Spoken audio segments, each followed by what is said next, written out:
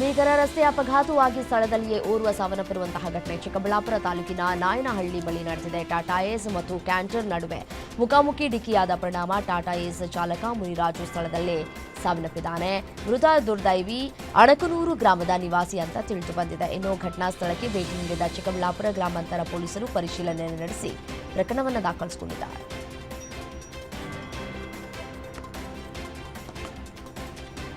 ಚಳ್ಳಕೆರೆ ಪೊಲೀಸರು ಭರ್ಜರಿ ಕಾರ್ಯಾಚರಣೆಯನ್ನು ನಡೆಸಿ ಕುಖ್ಯಾತ ಮನೆಗಳನ್ನು ಅರೆಸ್ಟ್ ಮಾಡಿದ್ದಾರೆ. ಬಂಧಿತರಿಂದ 4,60,000 ಹಣ, 103 ಗ್ರಾಂ ಒಡವೆಗಳನ್ನು ವಶಪಡಿಸಿಕೊಳ್ಳಲಾಗಿದೆ. ಬೆಂಗಳೂರು ಮೂಲದ ಮೊಹಮ್ಮದ್ ಖಾನ್ ಬಂಧಿತ ಆರೋಪಿ. ಈತ ಚಳ್ಳಕೆರೆಯ ವಿಠ್ಠಲನಗರದ ಮಲ್ಲಿಕಾರ್ಜುನ್ ಎಂಬುವರ ಮನೆಯಲ್ಲಿ ಕಳ್ಳತನ ಮಾಡಿ ಪರಾರಿಯಾಗಿದ್ದ. ಈ ಸಂಬಂಧ ಚಳ್ಳಕೆರೆ ಪೊಲೀಸ್ ಠಾಣೆಯಲ್ಲಿ ಪ್ರಕರಣ ದಾಖಲಾಗಿತ್ತು. Challakere CPI Kumar K, PSI Eresh Srinivas J ನೇತೃತ್ವದಲ್ಲಿ ಕಾರ್ಯಾಚರಣೆ ನಡೆಸಿ ಖದೀಮನನ್ನು ಬಂಧಿಸಲಾಗಿದೆ. ಚಿಕ್ಕಮಗಳೂರು ಜಿಲ್ಲೆಯ ಸಕರಾಯಪಟ್ಟಣ ಸಮೀಪ ಅರಣ್ಯ ಪ್ರದೇಶದಲ್ಲಿ ಕಾಡ್ಗಿಚ್ಚು ಕಾಣಿಸಿಕೊಂಡಿದೆ. ಗುಡ್ಡ ಪ್ರದೇಶದಲ್ಲಿ ನಿರಂತರ ಗಾಳಿಯಿಂದಾಗಿ ಬೆಂಕಿ ವ್ಯಾಪಕವಾಗಿ ಹರಡಿ ಸಾವಿರಾರು ಎಕರೆ ಅರಣ್ಯ ಪ್ರದೇಶ ಬೆಂಕಿಗೆ ಆಹುತಿಯಾಗಿದೆ. ಸದ್ಯ ಸ್ಥಳೀಯರ ಸಹಕಾರದಿಂದ ಅಗ್ನಿಶಾಮಕ ಸಿಬ್ಬಂದಿ ಬೆಂಕಿ ನಂದಿಸುವುದಕ್ಕೆ ಹರಸಾಹಸ ಪಟ್ಟರು. ಇನ್ನು ಗಾಳಿ ಬೀಸಿದಂತೆ ಹೆಚ್ಚಾಗ್ತಾ ಇರುವ ಬೆಂಕಿಯ ಜ್ವಾಲೆಯ ನಿಯಂತ್ರಣಕ್ಕೆ ಅರಣ್ಯ ಇಲಾಖೆ ಸಿಬ್ಬಂದಿ ಸ್ಥಳದಲ್ಲಿ ಮೊಕ್ಕಾಂ ಹೂಡಿದ್ದಾರೆ.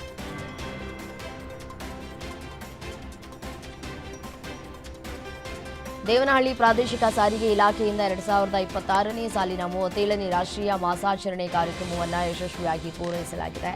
ಸುರಕ್ಷಿತ ವಾಹನ ಚಾಲನೆ, ಅಮೂಲ್ಯ ಜೀವಗಳ ರಕ್ಷಣೆ ಎಂಬ ಘೋಷವಾಕ್ಯದಲ್ಲಿ ಆಚರಣೆ ಮಾಡಲಾಗಿದೆ. ಕಾರ್ಯಕ್ರಮದಲ್ಲಿ ಪ್ರತಿಯೊಬ್ಬ ವಾಹನ ಸವಾರರು ರಸ್ತೆ ನಿಯಮಗಳನ್ನು ಪಾಲನೆ ಮಾಡಬೇಕು. ಸಣ್ಣ ಸಣ್ಣ ತಪ್ಪುಗಳಿಂದ ಅಮೂಲ್ಯ ಜೀವಗಳು ಬಲಿಯಾಗ್ತಿವೆ ಅಂತ ದೇವನಹಳ್ಳಿ ಪ್ರಾದೇಶಿಕ ಸಾರಿಗೆ ಅಧಿಕಾರಿ ಸುಧೀರ್ ಅವರು ತಿಳಿಸಿದರು.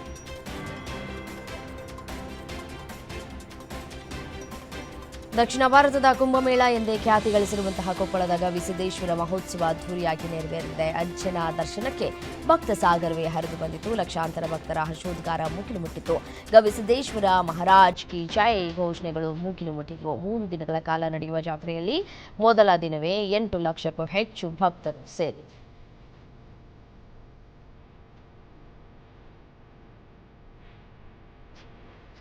ಆಂಧ್ರ ಪ್ರದೇಶದ ಕೋನಸೀಮ ಜಿಲ್ಲೆಯಲ್ಲಿ ಕಚ್ಚಾ ತೈಲದ ಬಾವಿಯಲ್ಲಿ ರಿಪೇರಿ ಮಾಡುವಾಗ ಸ್ಫೋಟ ಸಂಭವಿಸಿ ಕಚ್ಚಾ ತೈಲದ ಜೊತೆ ಗ್ಯಾಸ್ ಮಿಶ್ರಣಗೊಂಡಿದೆ. ಇದರಿಂದ ಬೆಂಕಿ ಆಕಸ್ಮಿಕ ಸಂಭವಿಸಿದೆ. ಸುತ್ತಮುತ್ತಲ 3 ಗ್ರಾಮಗಳ ಜನರನ್ನು ಸ್ಥಳಾಂತರಿಸಲಾಗಿದೆ. ಈ ಘಟನೆಯಿಂದ ಇಡೀ ಹಳ್ಳಿಯಲ್ಲಿ ಬೆಂಕಿಯ ದಟ್ಟ ಹೊಗೆ ಕಾಣಿಸಿಕೊಂಡಿದೆ. ಇದರಿಂದ ಸಾರ್ವಜನಿಕರು ಆತಂಕಕ್ಕೆ ಒಳಗಾಗಿ ಗ್ರಾಮವನ್ನೇ ತಾತ್ಕಾಲಿಕವಾಗಿ ತ್ಯಜಿಸಿದ್ರು. ಮುನ್ನೆಚ್ಚರಿಕಾ ಕ್ರಮವಾಗಿ ಅಧಿಕಾರಿಗಳು ಆ ಗ್ರಾಮದ ಜನರನ್ನ ಅವರ ಮನೆಗಳಿಂದ ಬೇರೆಡೆಗೆ ಸ್ಥಳಾಂತರಿಸಿದ್ರು. ಈ ಘಟನೆ ಬಗ್ಗೆ ಆಂಧ್ರದ ಮುಖ್ಯಮಂತ್ರಿ ಚಂದ್ರಬಾಬು ನಾಯ್ಡು ತನಿಖೆಗೆ ಆದೇಶಿಸಿದ್ದಾರೆ.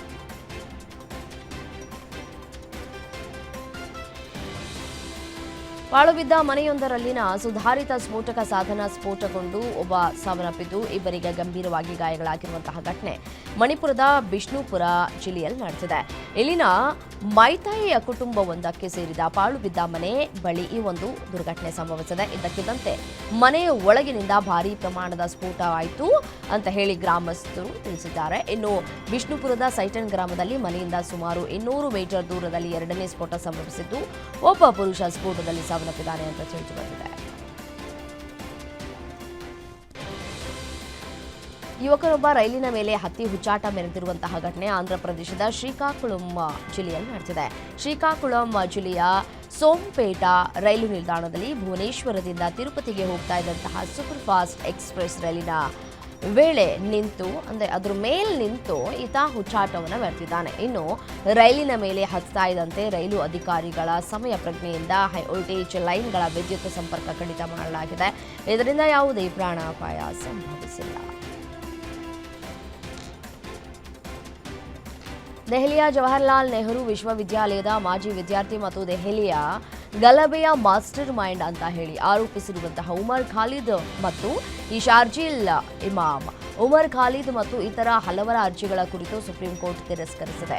ಕಾನೂನು ಬಾಹಿರ ಚಟುವಟಿಕೆಗಳು ಕಾಯ್ದೆ ಅಡಿಯಲ್ಲಿ ಜಾಮೀನು ನಿರಾಕರಿಸಿದ ದೆಹಲಿ ಹೈಕೋರ್ಟ್ ಆದೇಶವನ್ನು ಪ್ರಶ್ನಿಸಿ ಆರೋಪಿಗಳು ಸುಪ್ರೀಂ ಕೋರ್ಟ್ ಮೆಟ್ಟಿಲೇರಿದ್ದಾರೆ.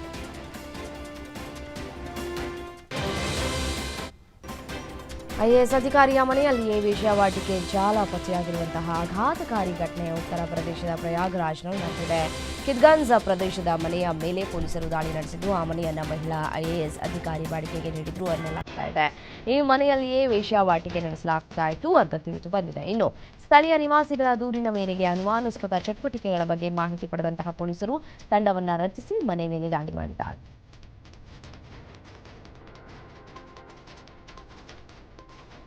ಪ್ರಧಾನಮಂತ್ರಿ ನರೇಂದ್ರ ಮೋದಿ ಜನವರಿ 11ರಂದು ಗುಜರಾತ್ನ ಪ್ರಸಿದ್ಧ ಸೋಮನಾಥ ದೇವಾಲಯಕ್ಕೆ ಭೇಟಿಯನ್ನು ನೀಡಲಿದ್ದಾರೆ. ಈ ವೇಳೆ ಸೋಮನಾಥ ಸ್ವಾಭಿಮಾನ ಪರ್ವದ ಕಾರ್ಯಕ್ರಮಗಳಲ್ಲಿ ಭಾಗಿಯಾಗಲಿದ್ದಾರೆ. ಜನವರಿ 8ರಿಂದ 11ರ ತನಕ ನಡೆಯಲಿರುವಂತಹ ಸ್ವಾಭಿಮಾನ ಪರ್ವವು ಆಧ್ಯಾತ್ಮಿಕ, ಸಾಂಸ್ಕೃತಿಕ ಮತ್ತು ಸಾಮಾಜಿಕ ಚಟುವಟಿಕೆಗಳನ್ನು ಒಳಗೊಂಡಿದೆ. ಭಾರತದ ಪ್ರಾಚೀನ ಸಾಂಸ್ಕೃತಿಕ ಪರಂಪರೆ ಮತ್ತು ಸ್ವಾಭಿಮಾನವನ್ನು ಬಲಪಡಿಸುವುದು ಇದರ ಮುಖ್ಯ ಉದ್ದೇಶವಾಗಿದೆ.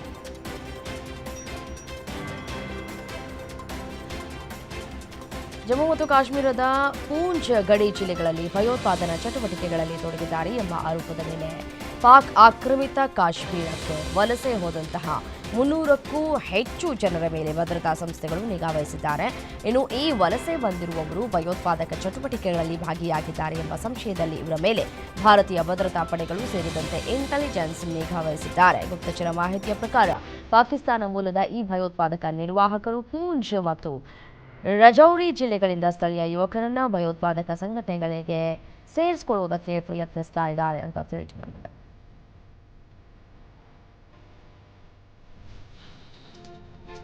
ಬಾಂಗ್ಲಾದೇಶದಲ್ಲಿ ಮತ್ತೊಬ್ಬ ಹಿಂದೂ ವ್ಯಕ್ತಿಯ ಬರ್ಬರ ಹತ್ಯೆಯಾಗಿದೆ. ದೀಪು ಚಂದ್ರ ದಾಸ್, ಅಮೃತ್ ಮಂಡಲ್ ಅಲಿಯಾಸ್ ಸಾಮ್ರಾಟ್, ಬಜೇಂದ್ರ ಬಿಸ್ವಾಲ್, ಖೋಖೋನ್ ದಾಸ್ ಬಳಿಕ ಇದೀಗ ಮತ್ತೊಬ್ಬ ಹಿಂದೂ ವ್ಯಕ್ತಿಯನ್ನು ಕೊಲೆ ಮಾಡಲಾಗಿದೆ. ಹಿಂದೂ ಪತ್ರಕರ್ತ 45 ವರ್ಷದ ರಾಣಾ ಪ್ರತಾಪ್ ಮೃತ ವ್ಯಕ್ತಿ ಅಂತ ಹೇಳಿ ತಿಳಿದು ಬರ್ತಾ ಇದೆ.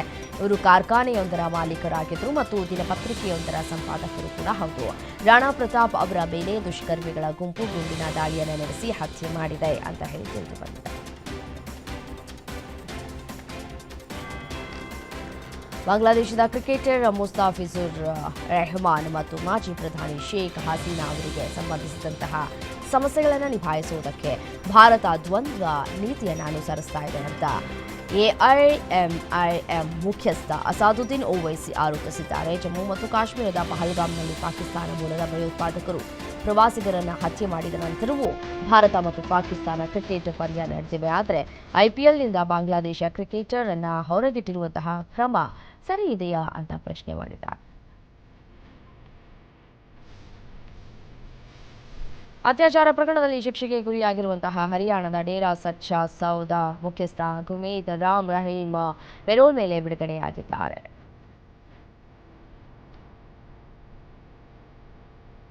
ಭಾರತೀಯ ರೈಲ್ವೆ ಟಿಕೆಟ್ ಬುಕಿಂಗ್ ವ್ಯವಸ್ಥೆಯಲ್ಲಿ ಪಾರದರ್ಶಕತೆ ಹೆಚ್ಚಿಸುವುದಕ್ಕೆ ಮತ್ತು ಟಿಕೆಟ್ ದಲ್ಲಾಳಿಗಳನ್ನು ತಡೆಯುವುದಕ್ಕೆ ಹೊಸ ನಿಯಮಗಳನ್ನು ಜಾರಿಗೊಳಿಸಲಾಗಿದೆ. ಇನ್ನು ಮುಂದೆ ಐಆರ್ಸಿಟಿಸಿ ಖಾತೆಗೆ ಆಧಾರ್ ಕಾರ್ಡ್ ಲಿಂಕ್ ಮಾಡದಿದ್ದಲ್ಲಿ ರೈಲ್ವೆ ಟಿಕೆಟ್ ಕಾಯ್ದಿರಿಸುವುದಕ್ಕೆ ಸಮಸ್ಯೆಯಾಗಲಿದೆ ಅಂತ ರೈಲ್ವೆ ಇಲಾಖೆ ತಿಳಿಸಿದೆ.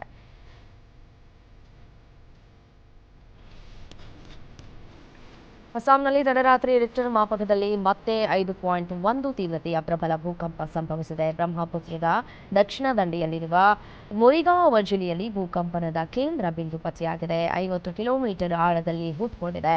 ಕಮ್ರೂಪ್ ಮೆಟ್ರೋಪಾಲಿಟನ್ ನಾಗಾಂವ್ ಪೂರ್ವ ಮತ್ತು ಪಶ್ಚಿಮ ಕರ್ಬಿ ಅಂಗ್ಲಾಂಗ್ ಹೊಜೈ ದಿಮಾ ಹಸಾವು ಧ್ರುಬ್ರಿಯಲ್ಲಿ ಭೂಕಂಪನದ ಅನುಭವವಾಗಿದೆ.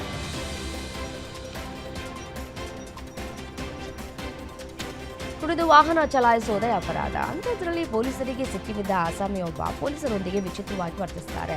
ಹೈದರಾಬಾದ್ನ ಚಂದ್ರಾಯಗುಟ್ಟ ಕ್ರಾಸ್ ರೋಡ್ಸ್ನ ಬಳಿ ಕುಡಿದು ವಾಹನವನ್ನು ಚಲಾಯಿಸ್ತಾ ಇದ್ದ ವ್ಯಕ್ತಿಯನ್ನು ತಡೆದ ಪೊಲೀಸರಿಗೆ ಶಾಕ್ ಆಗಿತ್ತು.